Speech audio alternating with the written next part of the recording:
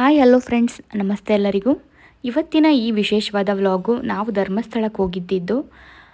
ಬುಧವಾರ ರಾತ್ರಿ ನಾವು ಮೆಜೆಸ್ಟಿಕ್ಕಿಂದ ಟ್ರೈನ್ ಹತ್ತಿ ಸುಬ್ರಹ್ಮಣ್ಯ ರೋಡಿಗೆ ಹೋಗೋಷ್ಟರಲ್ಲಿ 6:30 ನಾವು ಮುರುಡೇಶ್ವರ ಎಕ್ಸ್ಪ್ರೆಸ್ನ ಸೆಲೆಕ್ಟ್ ಮಾಡ್ಕೊಂಡಿದ್ವಿ.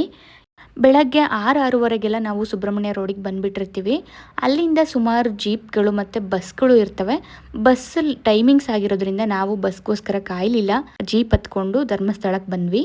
ಧರ್ಮಸ್ಥಳಕ್ಕೆ ಬರೋಷ್ಟರಲ್ಲಿ 7:45-8 ಗಂಟೆ ಆಗಿತ್ತು. ಹತ್ತತ್ರ ಬಂದು ಫ್ರೆಶ್ ಅಪ್ ಆಗಿ ಸೀದಾ ದರ್ಶನಕ್ಕೆ ಅಂತ ಬಂದ್ವಿ. ಗುರುವಾರ ಆಗಿರೋದ್ರಿಂದ ಯಾವುದೇ ಥರ ತುಂಬ ರಶ್ ಇರಲಿಲ್ಲ. ಆರಾಮಾಗಿ ನಿಧಾನವಾಗಿ ದರ್ಶನ ಮಾಡ್ಕೊಂಡ್ವಿ. ನಾವು ದರ್ಶನಕ್ಕೆ ಅಂತ ಹೋದಾಗ ದೇವರಿಗೆ ಅಭಿಷೇಕ ಮಾಡ್ತಾಯಿದ್ರು. ಹಾಗಾಗಿ ನಾವು ಮಂಜುನಾಥನ ನಿಜ ಸ್ವರೂಪನೇ ನೋಡಿದ್ವಿ. ತುಂಬಾ ಖುಷಿ ಆಯಿತು, ಮನಸ್ಸಿಗೆ ನೆಮ್ಮದಿನೂ ಆಯಿತು.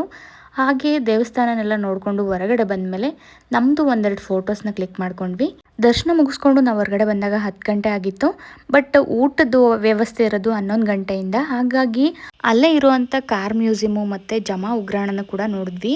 ಆ ಎಲ್ಲ ವಿಡಿಯೋಗಳನ್ನ ನಾನು ನನ್ನ ಮುಂದಿನ ವ್ಲಾಗಲ್ಲಿ ಅಪ್ಲೋಡ್ ಮಾಡ್ತೀನಿ. ಇದಾದಮೇಲೆ ನಾವು ಕೂಡ ಭೋಜನಾಲಯಕ್ಕೆ ಹೊರಟ್ವಿ. ಸಾವಿರಾರು ಜನ ಒಟ್ಟಿಗೆ ಕುತ್ಕೊಂಡು ಊಟ ಮಾಡೋವಂಥ ಜಾಗ ಇದು. ತುಂಬಾ ಚೆನ್ನಾಗಿ ಅಚ್ಚುಕಟ್ಟಾಗಿ ಮೇಂಟೈನ್ ಮಾಡಿದ್ದಾರೆ. ಟೇಬಲ್ ವ್ಯವಸ್ಥೆ ಕೂಡ ಇದೆ. ದೇವಸ್ಥಾನದ ಒಳಗೆ ಮತ್ತು ಹೊರಗೆ ತುಂಬ ಶುಚಿತ್ವನ ಕಾಪಾಡ್ಕೊಂಡಿದ್ದಾರೆ. ತುಂಬಾ ಖುಷಿಯಾಗುತ್ತೆ. ಮತ್ತು ದರ್ಶನದ ವ್ಯವಸ್ಥೆ, ಊಟದ ವ್ಯವಸ್ಥೆನೂ ಕೂಡ ತುಂಬಾ ಚೆನ್ನಾಗಿರುತ್ತೆ. ನಾವು ಹೋಗಿದ್ದು ವೀಕ್ ಡೇಸ್ ಆಗಿರೋದ್ರಿಂದ ಯಾವುದೇ ಥರ ರಶ್ ಇರಲಿಲ್ಲ. ದೇವಸ್ಥಾನದ ಸಿಬ್ಬಂದಿಗಳು ಮಾತ್ರ ಅಲ್ಲ, ಭಕ್ತಾದಿಗಳಾದಂಥ ನಾವು ಕೂಡ ಶುಚಿತ್ವವನ್ನು ಕಾಪಾಡಬೇಕು ಅಂತ ಹೇಳ್ತಾ ಆ ಮಂಜುನಾಥನ ಅನುಗ್ರಹ ಎಲ್ಲರಿಗೂ ಇರಲಿ. ಈ ವಿಡಿಯೋನ ಇಲ್ಲಿಗೆ ಎಂಡ್ ಮಾಡ್ತಾ ಇದ್ದೀನಿ.